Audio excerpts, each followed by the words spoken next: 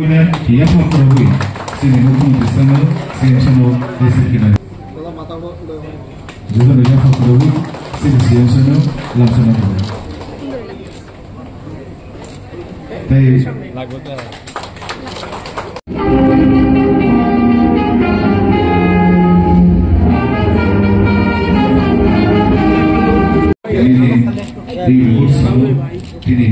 মহারানী তুলসীবতী জাগরণ তুলসীবতী বাগিয়ান করছেন মনি লোকগুলি চীনের রাষ্ট্রপতি পুরস্কৃত চীনের রাজধানী বিনীত চন্দ্র জমা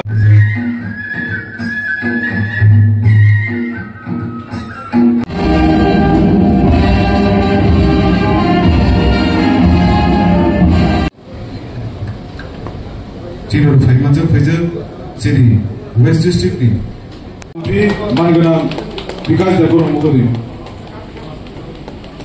आबुकजों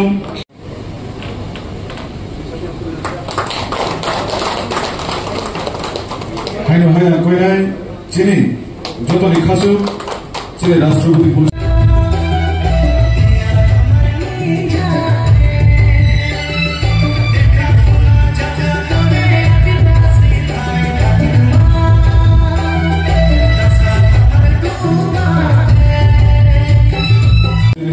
মুখ্যমন্ত্রী প্রফেসর ডক্টর মানিক সেখানে আমাদের দিল্লিতে প্রদর্শিত হবে না কেন তার প্রচেষ্টা করা হবে না আমাদের ঋষা এখানে আমাদেরকে ঋষা দিয়ে সম্বর্ধনা করেছে আমি ধন্যবাদ জানাই আমার দেশের প্রধানমন্ত্রী নরেন্দ্র মোদীজিকে এই ঋষা উনি আমাদের এই সারা ভারতবর্ষের আমাদের জনজাতি আমাদের যারা ট্রাইবেল যারা মহিলারা রয়েছে তাদের হাতের তৈরি সেই দিশা সমস্ত ভারতবর্ষে আমাদের দেশের প্রধানমন্ত্রী পৌঁছে দিয়েছেন এবং তাকে জিআই ট্যাগে সম্মান ভূষিত করেছেন এটাই আমাদের দেশের প্রধানমন্ত্রী এই যে কৃষ্টি সংস্কৃতি কিছুক্ষণ আগে আমরা হজাগিরি নৃত্য দেখলাম বাবা গড়িয়া নৃত্য রয়েছে আমাদের ঝুমুর নৃত্য রয়েছে তো আমাদের এই যে জনজাতি অংশের কৃষ্টি সংস্কৃতিকে পৌঁছে দেওয়ার জন্য এবং তাকে ডেভেলপ করার জন্য আমাদের রাজ্য সরকার 2025-26 অর্থ বছরে প্রায় 100 কোটি টাকার মতো বাজেটে সেটা প্রভিশন রেখেছে এবং আপনারা বিশ্বাস করবেন না যে আমাদের দিল্লিতে গত বছর গত মাসটা ঠিক আমার খেয়াল নেই সেখানে আমাদের অষ্টলক্ষ্মী সেখানে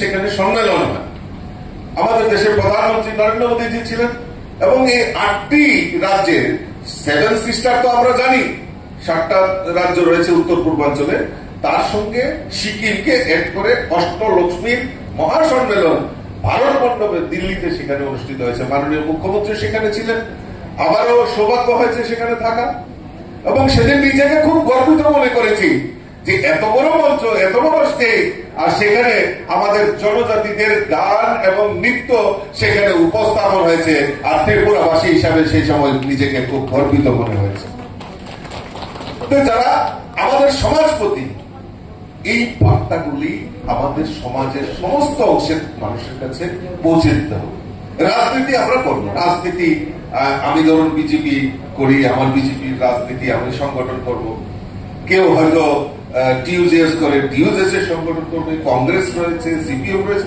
বিভিন্ন রাজনৈতিক দল তীব্রমতা রয়েছে আইপিএফটি রয়েছে রাজনীতি করেন আলাদা কোনো ব্যাপার না কিন্তু আমরা রাজনীতির ঊর্ধ্বে উঠে আমাদের কৃষ্টি সংস্কৃতি আমাদের জনজাতিদের ডেভেলপমেন্ট যদি হয় উন্নয়ন হয় সেটাই আমাদের কাছে সবচেয়ে বড় বার্তা হবে আমাদের দেশের প্রধানমন্ত্রী নরেন্দ্র মোদীজি আমাদের যেখানে জনজাতি অংশের মানুষের যেই জেলাতে সবচেয়ে বসবাস ধলাই জেলাকে ইন্সপিরেশন ডিস্ট্রিক্ট ঘোষণা করে সেখানে তার ডেভেলপমেন্টের জন্য আমাদের মোদীজি সেখানে উদ্যোগ নিয়েছেন আমাদের 12টি ব্লক রয়েছে যেখানে জনজাতি অংশের মানুষের বসবাস বেশি আমাদের মুখ্যমন্ত্রী এই 12টি ব্লকের ইন্সপিরেশন ব্লক ডিক্লেয়ার করে সেখানে মানুষের কল্যাণের জন্য পরিকাঠামো উন্নয়নের জন্য আমাদের সরকার সেখানে কাজ করছে পরিকাঠামো উন্নয়ন রাস্তা পানীয় জল বিদ্যুৎ সেচ ব্যবস্থা সমস্ত কিছুর জন্য 2024-25 অর্থ বছরে প্রায় 400 কোটি টাকার মতো বাজেটের প্রভিশন রয়েছে কাজেই এই যে বার্তাগুলি এইটা দেওয়ার জন্য, এটা কে দেবে? আমাদের সমাজের যারা পতি, আমাদের সমাজের যারা নায়ক, নির্ণায়ক ভূমিকা পালন করে, তাদের এই বার্তাগুলি সমাজের কাছে পৌঁছে দেওয়ার জন্যই আজকে আপনাদেরকে এখানে ডাকা হয়েছে। মাননীয় মুখ্যমন্ত্রীও বক্তব্য রাখবেন।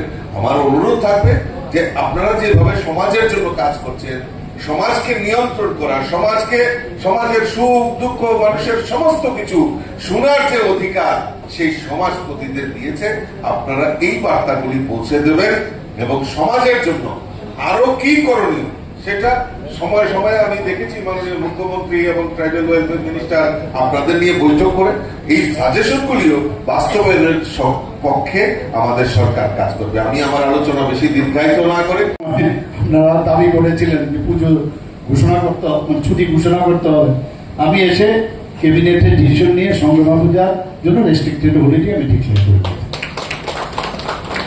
শুধু তাই না, আপনারা দেখেন আমরা যে সাব ডিভিশনাল লেভেলে, ডিস্ট্রিক্ট লেভেলে আমরা অলরেডি ডিক্লেয়ার করে দিয়েছি শুধু জনজাতিদের যে স্কিমগুলো, ন্যাশনাল আমাদের সেন্ট্রাল স্কিম, আমাদের স্টেটের যে স্কিমগুলো, কারণ ওখানে গিয়ে অফিসে বুঝতে পারে না কার কাছে যাবে, কোন অফিসার বলছে ওইখানে যাও ওইখানে যাও। স্পেসিফিক্যালি শুধু জনজাতিদের উন্নয়নের জন্য সাব ডিভিশনাল একজন অফিসার, ডিস্ট্রিক্টে একজন অফিসার, টিসিএ সমকক্ষ অফিসারকে এবার আমরা ক্যাবিনেটের ডিসিশন নিয়ে তাদের আমরা স্বীকৃতি দিয়েছি। আমাদের ইচ্ছা আছে যে আমাদের বারবার যে কথাটা বলছে যে সমাজের যে শেষ প্রান্তের যে ব্যক্তি, তার কাছে আমাদের যে বেনিফিশিয়ারি বিষয়গুলো সেইগুলো যাতে পৌঁছানো। আমরা তো আগেও সরকার দেখেছি, কত সরকার, মাননীয় প্রধানমন্ত্রীজি যেভাবে আজকে চিন্তা করছেন যে জনজাতিদের উন্নয়নে, এখানে স্মৃতি যে আছেন, আপনারা ভাবুন যে 2019 থেকে 2024 পর্যন্ত এক নাগাড়ে শুধু জনজাতি গোষ্ঠীর যারা বিশিষ্ট ব্যক্তি, বিভিন্ন ভাবে যারা খ্যাতি, তাদেরকে কেউ আগে দেখেনি, তাদেরকে পদ্মশ্রী দিয়ে মাননীয় প্রধানমন্ত্রী তাদেরকে সম্মান দিয়েছে। ত্রিপুরায় জেগেছেন কেউ, অনেকে এখনো বহু জায়গার মধ্যে গেলে এখন হয়তো বা কিছু কিছু চিনছে এখন আমাদের কাজকর্মের কারণে।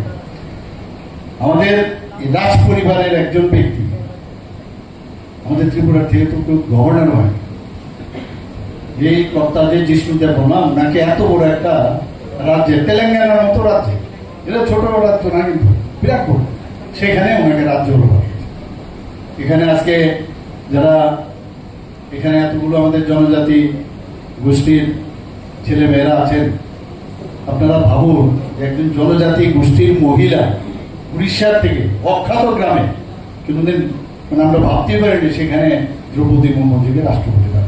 এগুলো কিন্তু আপনাদের এই কথাগুলো আগে কিন্তু কেউ ভাবতো না। এখানে অটলজি যখন এখানে ছিলেন তখন উনার সময় কিন্তু যে ট্রাইবাল ওয়েলফেয়ার ডিপার্টমেন্ট, সেটা কিন্তু উনার সময় কিন্তু সৃষ্টি হয়েছে। আগে কিন্তু এর আগে মানে কোন রকম ট্রাইবাল অ্যাফেয়ার্স মিনিস্ট্রি করে আলাদা করে কিন্তু ছিল। আর মাননীয় প্রধানমন্ত্রী যে এসে এখানে মানে অলরেডি ডোনার মিনিস্ট্রি স্টার্ট করে দিয়েছে, আলাদাভাবে নর্থ ইস্টকে আলাদাভাবে দেখতে হবে। প্রচুর কাজ আমরা পাচ্ছি, বহু আমাদের কিন্তু হেল্প করছেন এই ডোনার মিনিস্ট্রি। ডোনার মিনিস্ট্রির সাথে আমার কিছুদিন আগেও কথা হয়েছে, এখানে ইনভেস্টমেন্টের বিষয়ে আমাদের মাননীয় রাজ্যসভার সদস্য এখানে বলছিলেন যে আমাদের নর্থ ইস্টের যে একটা যে সামিট হয়েছিল, সেখানে ইনভেস্টার সামিট, মাননীয় প্রধানমন্ত্রীজি ভারত মণ্ডপের মধ্যে সেটা ছিল।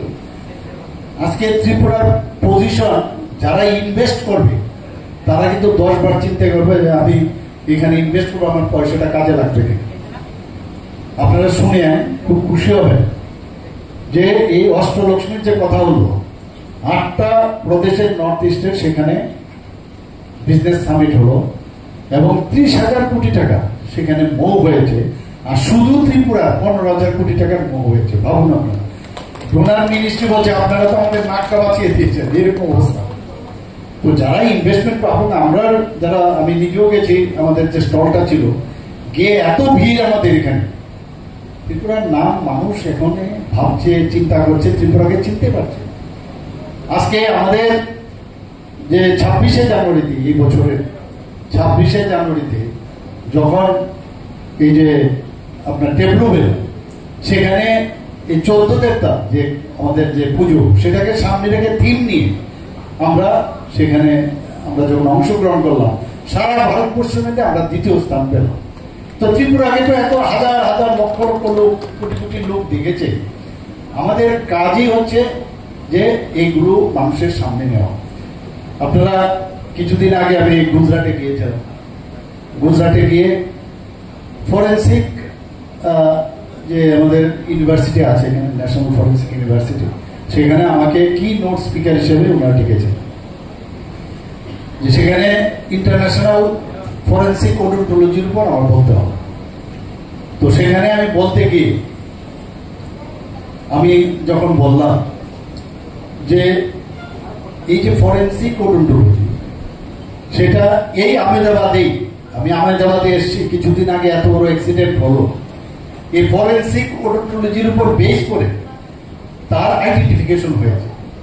তারপরে হিটলার থেকে আরম্ভ করে ওনার যে সহধর্মী থেকে আরম্ভ করে পুরো ইতিহাস যখন আমি বললাম যে ফরেন্সিক ওডোন্টোলজি কত ইম্পর্টেন্ট, তো সেখানে আমি যখন সেখানে আমি বক্তব্য রাখলাম, ইন্টারন্যাশনালি বহু লোক এসেছিলেন, তারা এসে খুব খুশি হয়েছে, আমাকে হ্যান্ডশেক করলেন যে এত তথ্য নিয়ে আপনার কেউ কোনোদিন আমরা শুনতে পারিনি।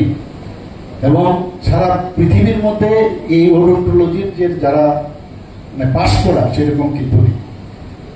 আমি সেখানে একটা বক্তব্য রাখতে গিয়ে বললাম, আমাদের এখানেও আপনারা ফরেন্সিক ডিপার্টমেন্ট আমাদের এখানে ইউনিভার্সিটি এখানে খুলেছে, সেখানে আপনারা এমএসসি ওডোন্টোলজির উপর, ফরেন্সিক ওডোন্টোলজির উপর যদি কোর্স করে, তাহলে আমাদের যে ত্রিপুরার ছেলে মেয়েরা সেখানে যদি সেই কোর্স করে, তাদের কিন্তু অনেক ইজিলি বাইরে ত্রিপুরাতে বহু জায়গায় কিন্তু একটা ওনার সেইভাবে গ্রুপও পাঠিয়েছে।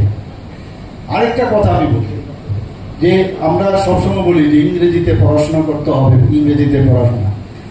আমি কিছুদিন আগে আমাকে সেখানে ওরা ফেলোশিপ আমাকে দিয়েছে, king George medical college university হয়েছে এখন, আমি ওখান থেকে এমএ পাস করা। তো আমি যখন সেখানে গেলাম, সাবজেক্টটা কি,